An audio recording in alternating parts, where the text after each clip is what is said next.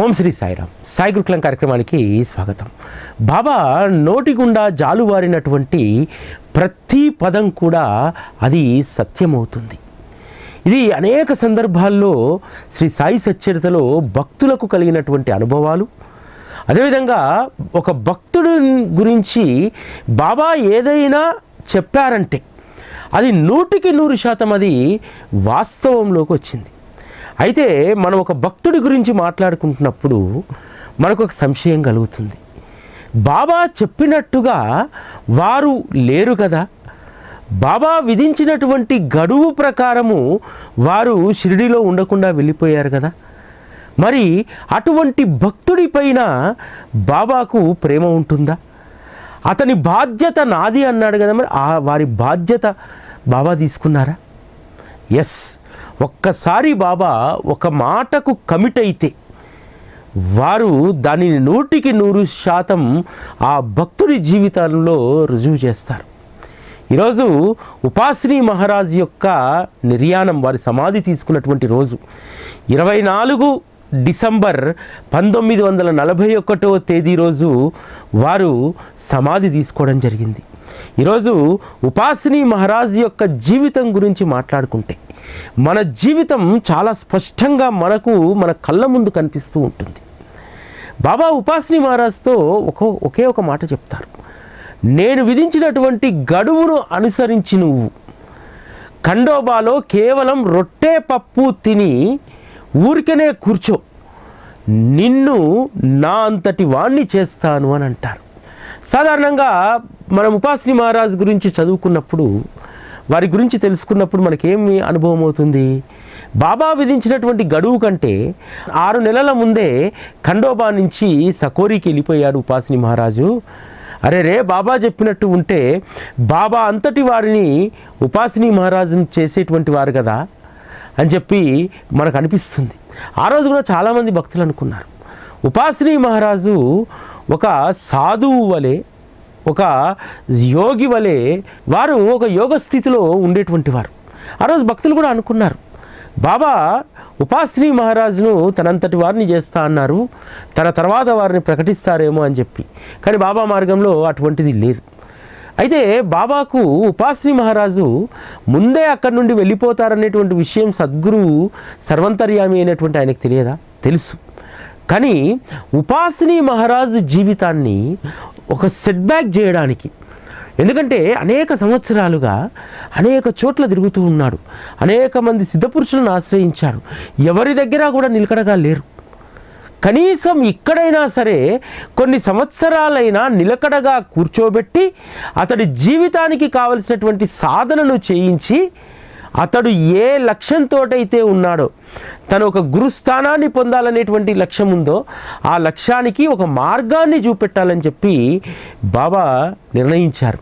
అందుకనే వారిని నువ్వేమీ చేయొద్దు, రొట్టె పప్పు తిని ఖండోబాలో కూర్చోమని అన్నారు. రొట్టె పప్పు తిని ఊరికనే కూర్చోవడం కూడా చాలా కష్టమైనటువంటి పని అనేటువంటిది ఉపాసిని మహారాజ్ బాబా విధించినటువంటి ఆ గడువులో వారు అనుభవించినటువంటిది. ఉపాసిని మహారాజుకు ఇచ్చినటువంటి మాట మరి ఏమైంది? మరకంచి వెళ్ళిపోయారు కదా.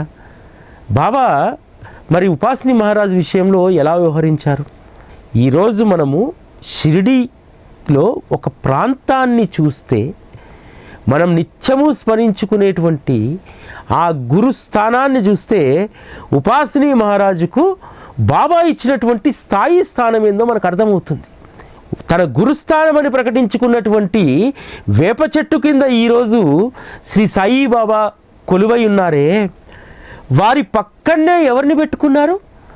గురుస్థానికి వెళ్ళగానే మనకు అందమైనటువంటి వారి పాదుకలు, అక్కడ నెలకొల్పినటువంటి శివలింగము, బాబాగారి చిత్రపటం మాత్రమే మన నయనాలకు దర్శనమిస్తాయి. కానీ గురుస్థాన్ పక్కనే ఉపాసిని మహారాజుని పెట్టుకున్నాడు. గురుస్థాన్లో మీరు చూడండి, మనం ప్రదక్షిణ చేస్తున్నప్పుడు గురుస్థాన్కు కుడివైపుగా ఒక శిలాఫలకం ఉంటుంది. ఉపాసిని మహారాజు రాసినటువంటి సదానింబ వృక్షస్య మూలాదివాసత్ సుధాశ్రావిణం తిక్తమప్యప్రియంతం తరుం కల్ప వృక్షాధికం సాధయంతం నమామీశ్వరం సద్గురుం సాయినాథం. బాబా ఇచ్చిన మాట ప్రకారం ఉపాసనికి ఏ స్థానాన్ని ఇచ్చాడు? తన గురుస్థానంలో స్థానాన్ని ఇచ్చాడు కదా. నిజంగా ఈ విషయాలను కనుక మనం అవగాహన చేసుకుంటే బాబా యొక్క దయాగుణం, తనను ఆశ్రయించినటువంటి వారి పట్ల వారికి ఉండేటువంటి ప్రేమ, కమిట్మెంట్ అన్నీ కూడా మనకు అవగాహనకు వచ్చి తనువు పులకరించిపోతుంది. ఇంకొక అద్భుతమైనటువంటి విషయాన్ని మనం గుర్తుపెట్టుకోవాలి. బాబా షిరిడీకి వచ్చినప్పుడు మొదటగా వారు ప్రకటితమైనటువంటి స్థానం గురుస్థానం కదా. గురుస్థాన్లో పాదుకలు ప్రతిష్ఠించేటువంటి సమయంలో భక్తులందరూ కూడా పాదుకలను నమూనా తీసుకొచ్చి బాబాకు చూపెడితే దీన్ని వెళ్ళి ఉపాసినికి చూపెట్టండి అని అంటారు. ఉపాసినికి ఎంత గొప్ప ప్రాధాన్యత ఇచ్చారు చూడండి బాబా. దానికి ఉపాసిని మహారాజు పాదుకల పైన శంకు, చక్ర, గద, తామరలు ఉండాలని చెప్పి సూచించి ఆ శంకు, చక్ర, గద, తామరలను ఆ పాదుకలపైన ముద్రించమని చెప్తారు కదా. అదేవిధంగా ఈరోజు గురుస్థాన్లో పాదుకలు ముద్రించబడ్డాయి కదా. సదానింబ వృక్షస్య మూలాదివాస శ్లోక శిలాఫలకానికి కూడా మీరు చూడండి, ఈ 4 శ్రీ మహావిష్ణువుకి సంబంధించినటువంటి ఈ 4 చిహ్నాలు అక్కడ శిలాఫలకంలో ముద్రించబడి ఉన్నాయి కదా. ఉపాసిని మహారాజుకు బాబా ఇచ్చినటువంటి మాట యథాతథంగా ఈరోజు నిరూపణ అయింది. నిన్ను నా అంతటి వాణ్ణి చేస్తాను. తనతో పాటు గురుస్థాన్లో ఉపాసిని మహారాజు యొక్క విగ్రహం, ఫోటో పెట్టుకోలేదు, కానీ ఉపాసిని మహారాజు యొక్క మనస్సులో నుంచి వచ్చినటువంటిది బాబా తత్వం ఏమిటి, కటిక చేదుగా ఉన్నటువంటి ఆ నింబవృక్షం కింద కూర్చున్నటువంటి మీ మహిమ ఎంత గొప్పది, దాన్ని వర్ణించడానికి వీల్లేనటువంటిది అని చెప్పి వారు రాసినటువంటి సదానింబ వృక్షస్య మూలాదివాసత్. అంటే బాబా తన భక్తుల పట్ల ఎంత ప్రేమ కలిగి ఉంటారు. ఒక్క ఉపాసిని మహారాజే కాదు, మనం ఎవ్వరం కూడా బాబా దగ్గరికి కొత్తగా మొదటిసారిగా వెళ్ళినప్పుడు బాబా అదే విషయం మనకు చెప్తూ ఉంటాడు, నిన్ను నా అంతటి వాడిని చేస్తాను. ఇందులో తప్పేమీ లేదు. ఒక గురువు శిష్యుడు తనంతటి వాడు కావాలనుకుంటాడు. గురువు తనకొచ్చినటువంటి సకల విద్యలను, జ్ఞానాన్ని శిష్యుడికి దారబోస్తాడు. ఈరోజు సాయి పరమాత్మ సద్గురు స్థానంలో ఉన్నారు కాబట్టి తనలో ఉన్నటువంటి సుగుణాలన్నింటినీ కూడా, జ్ఞానాన్నంతా కూడా ఒడిసిపట్టి శిష్యుడికి, తనను ఆశ్రయించినటువంటి భక్తుడికి ఇవ్వాలనుకుంటాడు. అది ఒక గురువు యొక్క సహజ లక్షణం. ఆ సహజ లక్షణం చేత మనందరినీ కూడా తనంతటి వారిని చేయాలని చెప్పి బాబా భావిస్తారు.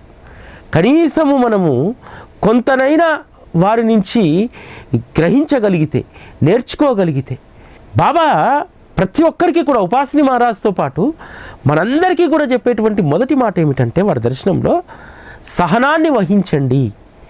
ఉపాసిని మహారాజు ఎక్కడెక్కడో తిరుగుతున్నటువంటి వారికి వారి సాధనకు ఫలితాన్ని ఇవ్వడానికి, కనీసం వారి యొక్క ఆత్మస్థితి వారు తెలుసుకునేలాగా, భవిష్యత్తులో తాను ఏమి చేయాలనుకుంటున్నాడు, ఆధ్యాత్మిక మార్గంలో ఒక మార్గాన్ని ఎంచుకోవడానికి షిరిడి అనేటువంటి స్థలము, సాయి ఆశ్రయం అనేటువంటిది వారికి ఉపయోగపడ్డది.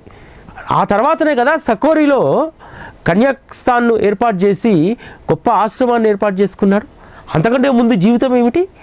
ఎక్కడెక్కడో తిరుగుతూ ఆరోగ్యం సరిగ్గా లేక భార్యను, కుటుంబాన్ని అందరినీ వదిలేసి దేశాటన చేస్తున్నాడు కదా.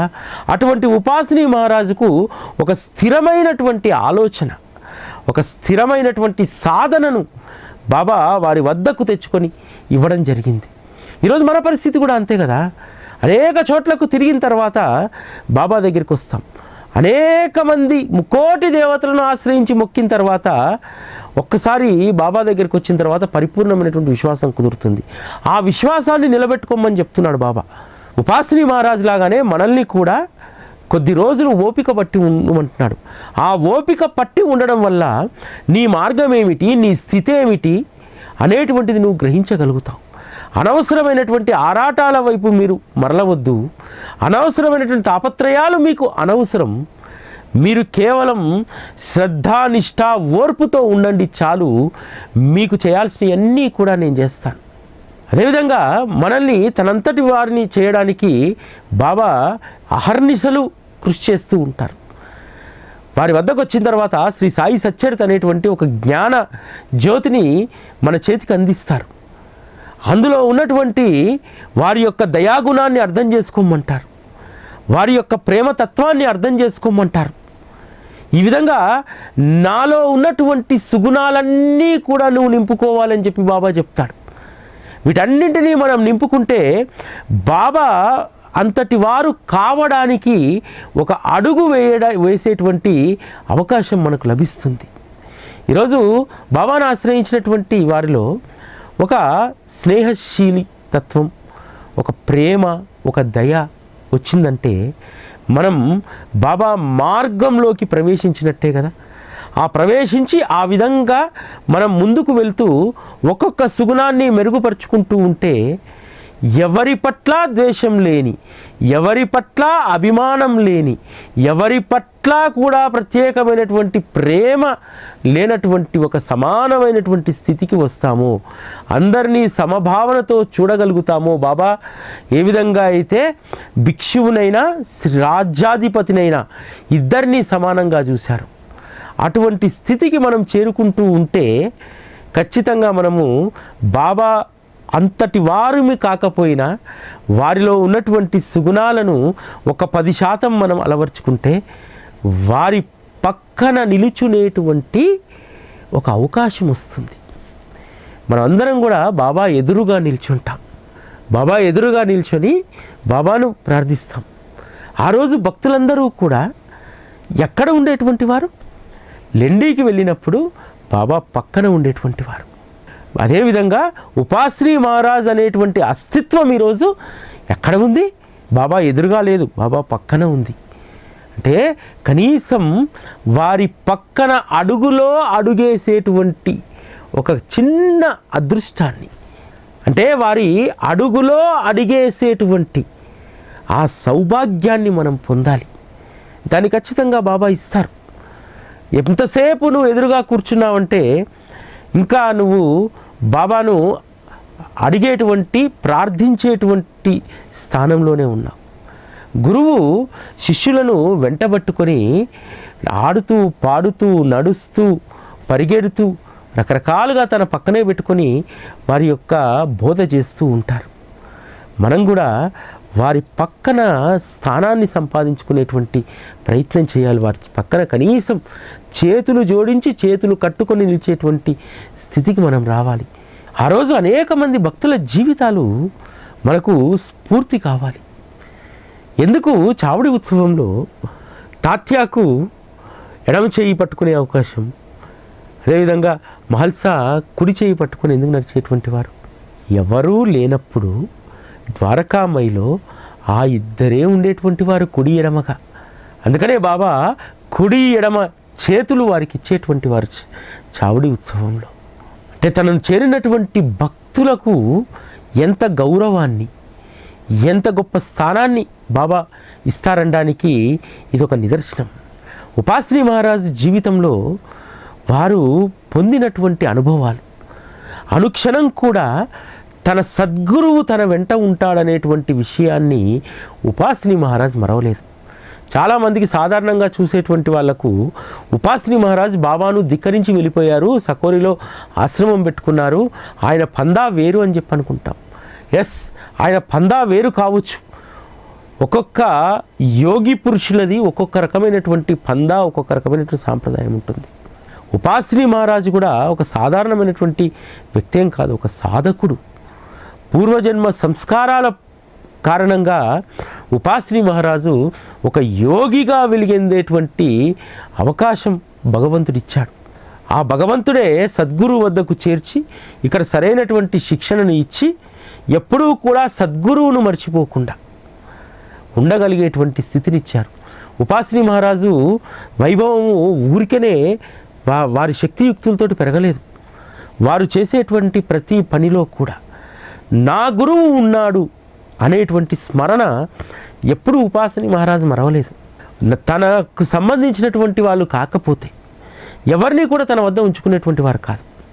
ఆ రోజు షిర్డీలో బాబా మహాసమాధి తర్వాత చాలామంది భక్తులు సకోరికి వెళ్ళడం ప్రారంభించారు.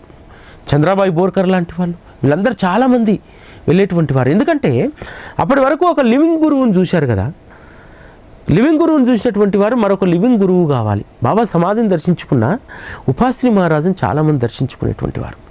అప్పుడు ఉపాసిని మహారాజు పైన అనేక అపవాదులు కూడా వచ్చాయి. షిరిడీకి వచ్చినటువంటి జనం అక్కడికి వెళ్తున్నారు, షిరిడీ కంటే కూడా అక్కడ జనం ఎక్కువ అవుతున్నారని చెప్పి. కానీ ఉపాసిని మహారాజు ఒకే స్టాండ్ పైన ఉండేటువంటి వారు. ఎవరైనా సరే వచ్చి తననే గురువు అని, నేను మీకు శిష్యుడు అని చెప్తే ఒప్పుకోకపోయేటువంటి వారు. బివి నరసింహస్వామి తన గురువును అన్వేషించుకుంటూ దేశమంతా తిరుగుతూ ఉంటాడు. మొదట రమణాశ్రమానికి వెళ్తారు, రమణ మహర్షి వారిని దగ్గర చాలా రోజులు ఉంటారు. అక్కడ అద్భుతమైనటువంటి రమణుల యొక్క చరిత్రను వారు రాస్తారు. రమణులు చెప్తారు, నీ యొక్క గురువు ఉత్తరాన ఉన్నాడంటే ఉపాసిని మహారాజ్ శరీరంతో ఉన్నారు కాబట్టి వారి యొక్క ఖ్యాతి విని ఉపాసిని మహారాజ్ దగ్గరికి వస్తారు. ఉపాసిని మహారాజ్ దగ్గరికి వచ్చి అనేక సందర్భాల్లో అంటారు, మీరే నా గురువు అంటే, నేను నీ గురువును కాదు అని చెప్తాడు. నేను అసలు నీ గురువును కాదు, నువ్వు ఆశ్రయించాల్సినటువంటి గురువు మరొకరు ఉన్నారంటారు. సాధారణంగా ఎవరైనా సరే గురువు దగ్గరికి మీరే నాకు సర్వస్వం అని వస్తే స్వీకరిస్తారు కదా. అలా అని చెప్పి బాబాతో రుణానుబంధం ఉన్నటువంటి వారు ఎవరినీ కూడా ఉపాసిని మహారాజ్ తన శిష్యులుగా స్వీకరించలేదు. అందుకనే తన శిష్య పరివారాన్ని ఒక ప్రత్యేకమైనటువంటి వ్యవస్థను ఏర్పాటు చేశారు. కేవలము కన్యలతో, స్త్రీమూర్తులతో మాత్రమే క్రతువులు చేయించి వేదాలు చదివించి, ఆ రోజుల్లో కన్యలు బయటికి వచ్చి యజ్ఞయాగాదులు క్రతువులు చేయడం అనేటువంటిది చాలా సంక్లిష్టమైనటువంటి రోజులు. ఆ రోజు వివాహమైనటువంటి స్త్రీలు బయటికి రావడమే కష్టం ఆధ్యాత్మిక మార్గంలో. అటువంటి పరిస్థితుల్లో కన్యాస్థానాన్ని పెట్టి అనేక మంది కన్యలకు సన్యాస దీక్షనిచ్చి వారి చేత వేదాన్ని, హోమాన్ని, అనేక రకాల ఉపనిషత్తులను, అందులో వారికి తర్ఫీదునిప్పించి ఒక అద్భుతమైనటువంటి వ్యవస్థను తయారు చేశారు. ఎందుకంటే బాబాకు సమానంగా ప్యారలల్ వ్యవస్థ నడిపేటువంటి ప్రయత్నం ఉపాసిని మహారాజ్ ఎప్పుడూ చేయలేదు. ఈరోజు చాలా చోట్ల బాబాకు ప్యారలల్ వ్యవస్థలు చాలా నడుస్తూ ఉన్నాయి. తామే గురువు అని కాషాయం కట్టి లేదా కాషాయం కట్టకున్నా రకరకాలైనటువంటి బోధనలు చేస్తూ, చెవిలో మంత్రాలు ఊదుతూ, దీక్షలు ఇస్తూ బాబాకు సమానమైనటువంటి ప్యారలల్ వ్యవస్థలు ఈరోజు నడుస్తున్నాయి. కానీ ఉపాసిని మహారాజ్ లాంటి వారు ఆ సాహసం చేయలేదు. మనకు ధైర్యం ఎక్కువ కాబట్టి మనం చేస్తాం, ప్యారలల్ వ్యవస్థలు నడిపిస్తాం, దీక్షలు ఇస్తాం, మంత్రాలు ఊదుతాం, ఇంకోటి చేస్తాం. కానీ బాబా యొక్క నిజతత్వం తెలిసినటువంటి వాళ్ళు ఎవరు కూడా బాబాకు సమానంగా ప్యారలల్ వ్యవస్థ, ఇంకో గురు వ్యవస్థ ఎవరు నడపరు. ఈరోజు చాలా చోట్ల చాలా అవాంఛనీయమైనటువంటి విషయాలు జరుగుతూ ఉన్నాయి. ఒక సత్సంగం ఉంటే ఆ సత్సంగానికి ఒక గురువు తయారైపోతున్నాడు. ఆ గురువు సత్సంగం తప్ప ఇంకో గురువు వినకూడదు. ఒక నియమాలతోటి ఒక కట్టడి చేసేటువంటి ప్రయత్నం జరుగుతుంది. ఉపాసిని మహారాజు యొక్క జీవితాన్ని మనం తెలుసుకుంటే మనం చేస్తున్నటువంటి ఈ పనులకు సిగ్గుపడతాం. మనం ఎవరమైనా సరే బాబా మార్గంలో ఎలా ఉండాలనేటువంటి దానికి కొన్ని చెక్ పాయింట్స్ ఉంటాయి, చెక్ చేసుకోవాలి. ఉపాసిని మహారాజు తలుచుకుంటే బాబాకు సమానంగా ప్యారలల్ వ్యవస్థ నడపలేడా? నా గురువు గొప్పతనం నా గురువుదే, నా గురువుకు మించినటువంటి మరొక గురువు లేరు అని చెప్పడం జరిగింది. బాబా కూడా ఎంత దయామయుడంటే బివి నరసింహస్వామిని నేరుగా తన దగ్గరకు తెచ్చుకోకుండా ఉపాసిని మహారాజ్ దగ్గరికి ఎందుకు పంపించాడు? శిష్యుడేమో నువ్వు నా గురువు అని చెప్పొచ్చినటువంటి వ్యక్తిని నేను నీ గురువును కాదుపో అంటున్నాడు. మరి ఈయననేమో ఆయన దగ్గరికి బివి నరసింహస్వామిని పంపించాడు. ఎందుకు పంపించాడంటే గురువు యొక్క దయాగుణం ఎటువంటిదంటే శిష్యుడు సంక్లిష్టమైనటువంటి పరిస్థితుల్లో ఉన్నప్పుడు ఒక గురువు మాత్రమే ఆదుకోగలుగుతాడు. ఉపాసిని మహారాజ్తో నాకేం సంబంధం? నేను పెట్టినటువంటి గడువును ఉండలేదు కదా, ఉపాసిని మహారాజ్ వెళ్ళిపోయాడు కదా, ఉపాసినితో నాకేం సంబంధం అని చెప్పి బాబా ఎప్పుడూ అనుకోలేదు. బాబా ఒక మాట ఎప్పుడూ అంటారు, నేను ఎవరిని మధ్యలో వదిలిపెట్టను అని అంటారు. తనను కాదని అక్కడి నుంచి వెళ్ళిపోయినటువంటి ఉపాసిని కూడా బాబా వదిలిపెట్టలేదు. దేశవ్యాప్తంగా అనేక మంది స్త్రీలను ఈ వేదపట్నంలోకి, ఈ ఋత్విక వ్యవస్థలోకి తీసుకొస్తున్నారని చెప్పి దేశవ్యాప్తంగా అనేక కోట్లలో కేసులు పడతాయి. ఉపాసిని మహారాజును అరెస్ట్ చేయాలని చెప్పి అనేక డిమాండ్లు వచ్చాయి. కానీ బాబా దానికి ఎంత క్లియర్గా అడ్డుకట్ట వేశారంటే, బివి నరసింహస్వామి పెద్ద వకీలు, వివి నరసింహస్వామిని ఉపాసిని మహారాజ్ దగ్గరికి పంపించి ఉపాసిని మహారాజ్ పైన పడ్డటువంటి కేసులన్నింటినీ కూడా వాదించి ఒక్క కేసు లేకుండా కొట్టిపాడేసిస్తారు. అంటే సద్గురు యొక్క రక్షణ ఎలా ఉంటుందో చూడండి. ఉపాసిని మహారాజుకు తెలిసి ఉపాసిని మహారాజు ఏం చేస్తారో తెలుసా, నా సద్గురువు గనక లేకపోతే ఖచ్చితంగా నేను కారాగారవాసం నేను అనుభవించాల్సి వచ్చేది. అందుకని నాకు నేను బందీని చేసుకుంటా అని చెప్పి ముందల కారాగారం లాంటి ఆ చువ్వలు ఏర్పాటు చేసుకొని కొన్ని రోజుల పాటు ఉపాసిని మహారాజ్ అందులో ఉండేటువంటి వారట. గురువు చేసిన సహాయం గుర్తించాడు ఉపాసిని మహారాజ్. గుర్తించి తనను తాను బందీగా చేసుకునేటువంటి వాడు. ఉపాసిని మహారాజ్ మహాసమాధి కంటే ముందు కొన్ని నెలల ముందు అనేక నెలల పాటు ఆ చువ్వలు ముందల పెట్టుకొని ఎవరిని లోపల రానిచ్చేటువంటి వారు, తానే బందీ అయి ఉండేటువంటి వారు. అంటే తన గురువు తనకు చేసినటువంటి సహాయం ఎంత గొప్పది. దానికి ఎంతో కొంత నేను ప్రాయశ్చిత్తం చేసుకోవాలి. నేను అశక్తుణ్ణి, నేను వెళ్ళి పోరాడేటువంటి వాడిని కాదు. కానీ నా గురువు తనతో రుణానుబంధం ఉన్నటువంటి బివి నరసింహస్వామిని పంపించి అందులో నుంచి బయటేశాను నన్ను. అందుకని ఎంతో కొంత శిక్షను నేను అనుభవించాలి అని చెప్పి ఆ చువ్వల మధ్యలో బందీ అయ్యి అలా ఉండిపోయేటువంటి వారట ఉపాసిని మహారాజ్. ఉపాసిని మహారాజు ఎంత అటెన్షన్గా ఉండేటువంటి వారంటే ఉపాసిని మహారాజుకి తెలుసు బాబా అప్పుడప్పుడు సకోరికి వచ్చి తనను పరీక్షిస్తాడని చెప్పి. ఒకరోజు ఆశ్రమంలో పెద్ద విందు జరుగుతుంది. బాగా కుష్టు పుల్లతో చీమంతా గారుతున్నటువంటి ఒక వ్యక్తి వస్తాడు. వచ్చి భోజనం పెట్టమని అడుగుతారు. అక్కడ ఉన్నటువంటి సేవకులు అతన్ని పక్కకెళ్ళమంటే ఏం జరుగుతుందని చెప్పి హడావుడి చూడడానికి ఉపాసిని మహారాజు వస్తాడు. వచ్చి చూసేసరికి కుష్టి వ్యాధిగ్రస్తుడు అన్నం అడుగుతూ ఉంటాడు. ఉపాసిని మహారాజు భోజనం ప్లేట్లో పట్టుకొస్తే అతను చేతితో తింటూ ఉంటే ఉపాసిని మహారాజ్ కళ్ళల్లో నీళ్లు తిరుగుతూ ఉంటాయి. అందరూ ఆశ్చర్యపోతారు, మహారాజ్ కళ్ళల్లో ఎందుకు కన్నీరు గారుతుంది అని చెప్పి. కుష్ఠరోగి అక్కడ భోజనం చేసి వెళ్ళిపోయిన తర్వాత అతను తిన్న తర్వాత కొన్ని మెతుకులు కింద పడతాయే, ఆ మెతుకులను ఏరుకొని ఉపాసిని మహారాజ్ తిన్నాడు. అందరూ మహారాజ్ ఇదేం దారుణం, ఆ చేతులన్నీ కూడా కుష్టి పుల్లతో ఆ చీము గారుతూ ఉంది, ఆ అన్నం మెతుకులను నువ్వు తింటావా? రే పిచ్చి వాళ్ళారా, వచ్చింది ఎవరనుకున్నావు? కుష్టి వ్యాధిగ్రస్తుడు కాదు, నా గురువు నన్ను చూడడానికి ఇక్కడికి వచ్చాడు. ఆయన ఉచ్చిష్టాన్ని తినడం నా అదృష్టం అని చెప్పి అంటారు. అయ్యా మీరు ఎలా గుర్తించారని అడుగుతారు. కుష్టివాడు అంత దారుణమైనటువంటి పరిస్థితుల్లో కాళ్ళకు చేతులకు అంత పుల్లుండి ఎవరైనా రువ్వడిగా నడుచుకుంటూ వెళ్ళిపోతారా? భోజనం చేసి రువ్వడిగా నడుచుకుంటూ వెళ్ళిపోతున్నాడు. అసలు కుష్టివాడి శరీరానికి సత్తువనే ఉండదు కదా, అది ఎలా సాధ్యమవుతుంది? నా గురువు కాక మరెవరు అని చెప్పి అని అంటారు. అంటే సద్గురువు పట్ల అనన్యమైనటువంటి భక్తి ఉంటే, సద్గురువు ఏ విధంగా ఎప్పుడూ భక్తుల్ని కనిపెట్టుకొని ఉంటారనేటువంటి విషయం ఆ భక్తుడికి అర్థమవుతుంది. అందుకనే ఉపాసిని మహారాజు తన గురువును విస్మరించలేదు. తను ఉన్నతమైనటువంటి స్థితికి ఉపాసిని మహారాజు దర్శనం కావాలంటే ఉదయం 9 గంటల నుంచి వారు 3 గంటల వరకు దర్బార్లో కూర్చునేటువంటి వారు. కొన్ని సందర్భాల్లో కొన్ని గంటల సమయం పట్టేది. ఉపాసిని మహారాజ్ ఎప్పుడైనా ముంబై వెళ్తే ముంబైలో ఉపాసిని మహారాజ్ దర్శనం కోసం గంటల తరబడి బ్యారికేట్లలో నిలబడేటువంటి వారు.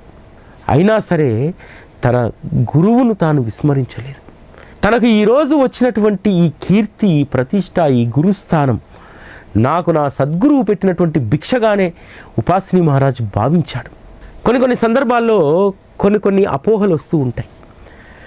బాబా మహాసమాధి తర్వాత సకోరికి బాగా రష్ పెరగడం వల్ల ఎవరో ఒకరు వచ్చి సంస్థానానికి చెప్తారు, 1930s ఆ టైంలో ఉపాసిని మహారాజుకు ఖ్యాతి పెరిగిపోతుంది, ఇక్కడికి వచ్చినటువంటి వాళ్ళందరూ అక్కడికి వెళ్తున్నారు, కొంతమంది అయితే అక్కడికే వెళ్తున్నారు, ఇక్కడ రావట్లేదు అని అంటే సంస్థాన్లో ఉన్నటువంటి ఆ రోజు కొంతమంది ఉపాసిని మహారాజ్ గురుస్థాన్లో ఉన్నటువంటి ఆ శ్లోకం యొక్క శిలాఫలకాన్ని తీసేస్తారు. ఎందుకంటే ఉపాసిని మహారాజ్ యొక్క ఆనవాళ్ళు ఛాయలు ఇక్కడ ఏది ఉండవద్దని చెప్పి. ఇదే విషయం కొంతమంది భక్తులు వెళ్ళి ఉపాసిని మహారాజ్ చెప్తే నా సద్గురు యొక్క హృదయంలో కదా నా పేరు ముద్రించబడి ఉంది, అక్కడ ముద్రించబడ్డటువంటి ఆ శిలాఫలకాన్ని తీసివేయగలిగారు. కానీ నా సద్గురు హృదయంలో వారు చెక్కుకున్నటువంటి నా పేరును వారు ఎలా తీయగలుగుతారని చెప్పని అడిగారట. ఆ తర్వాత మళ్ళీ రియలైజ్ అయినటువంటి సంస్థానం కొన్ని సంవత్సరాల తర్వాత తిరిగి సదానింబ వృక్షస్య మూలాదివాసత అనేటువంటి ఆ శ్లోకం యొక్క శిలాఫలకాన్ని తిరిగి గురుస్థాన్లో ఏర్పాటు చేయడం జరిగింది. ఉపాసిని మహారాజుతో బాబా అనుబంధం ఎంత గొప్పదంటే, ఉపాసిని మహారాజు షిరిడీకి వచ్చిన తర్వాత 1912లో ఒక జ్యోతిష్యుడు చెప్తాడు, నీకు చాలా ప్రాణాపాయ స్థితి రాబోతుంది, నువ్వు చనిపోతావని చెప్తారు. షిరిడీలో వెళ్ళి బాబా దగ్గర ఇదే విషయం చెప్తే, ఉపాసిని నేను నీకు ఇచ్చిన మాట మరిచావా? నీకేం చెప్పాను నేను ఎలా జావనిస్తాను, నిన్ను నా అంతటి వాడిని చేస్తా అన్నాను కదా.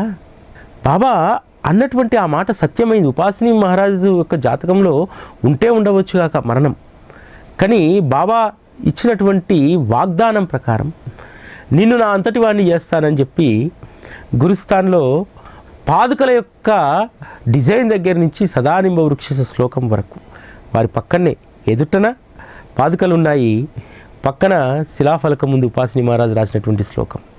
అంతేకాదు నిన్ను నా అంతటి వాడిని చేస్తానని అన్నాడు కదా. షిరిడీకి వచ్చినంత జనం మొదట సకోరికి కూడా వెళ్ళేవారు. మరి ఇప్పుడు ఏమైంది సకోరి వైభవం అని చెప్పి ప్రశ్న రావచ్చు. ఇక్కడ ఒక మూల సిద్ధాంతం ఉంటుంది. యోగులకు సత్పురుషులకు ఒక నిబంధన నియమం ఉంటుంది. వారు వారి యొక్క అవతార ప్రస్థానాన్ని ప్రారంభించేటప్పుడు నిర్ణయించుకోవాలి, శరీరంతో ఉండగా ఖ్యాతి కావాలా, శరీరాన్ని వదిలిన తర్వాత ఖ్యాతి కావాలా. అందుకనే బాబా వారి శరీర అవతారాన్ని అత్యంత సాధారణమైనటువంటి ఫకీర్గా గడిపారు.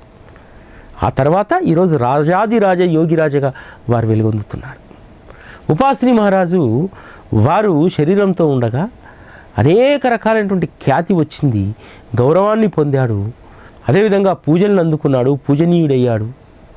కాబట్టి శరీరం వదిలిన తర్వాత ఆ ఖ్యాతి ఖచ్చితంగా కొంత తగ్గుతుంది. కానీ ఉపాసిని మహారాజు ఏ సిద్ధాంతాన్నైతే అక్కడ అమలుపరుస్తున్నారు ఇప్పటికీ కూడా అది వైభవోపేతంగా కొనసాగుతూనే ఉంది. నిత్యం కన్యలతో ఋత్వికత్వం, అదేవిధంగా యాగాలు, హోమాలు ఇవన్నీ కూడా జరుగుతూనే ఉన్నాయి. ఆ వ్యవస్థ అలా ప్రకాశిస్తూనే ఉంది. ఒకటి మాత్రం మనం ఇక్కడ చివరిగా గుర్తుపెట్టుకోవాల్సింది ఏంటంటే, బాబాను ఆశ్రయించినటువంటి ప్రతి భక్తునికి కూడా మొదట బాబా చెప్పేటువంటి మాట, నువ్వు శ్రద్ధతో సహనంతో ఉంటే నిన్ను నా అంతటి వాడిని చేస్తాను. అలా అవ్వడానికి మనం ప్రయత్నం చెయ్యాలి. చేస్తేనే సద్గురు యొక్క సహచర్యం యొక్క ఫలితాన్ని మనం పొందగలుగుతాం. ఇది ఈరోజు సాయి గురుకులం. మళ్ళీ రేపటి కార్యక్రమంలో కలుసుకుందాం. అప్పటి వరకు సెలవు. నమస్కారం. సాయి గురుకులం సత్సంగ మందిర భూదాన సేవ భవిష్యత్ తరానికి సాయి అమృత ధారను అందించే సాయి సత్సంగ మందిర నిర్మాణం.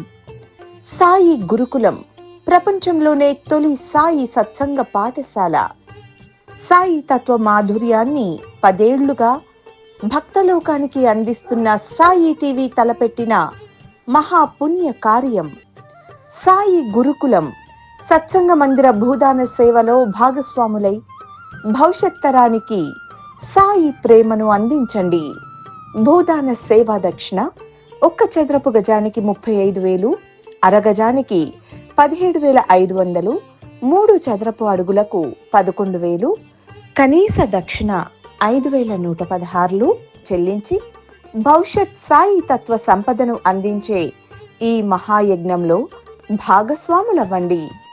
మీ ప్రేమపూర్వక దక్షిణ డిసెంబర్ 31 లోపు చెల్లించి భూదాన సేవ పరిపూర్ణమయ్యేలా సహకరించగలరని విజ్ఞప్తి. భూదాన సేవా దక్షిణను ఆన్లైన్ ద్వారా 9001008429 లేదా 9848614440 నెంబర్లకు సమర్పించండి. వివరాల కోసం సాయి గురుకులం, సాయి టీవీ, హైదరాబాద్ 9010084299 లేదా 9848614440 నెంబర్లలో సంప్రదించండి.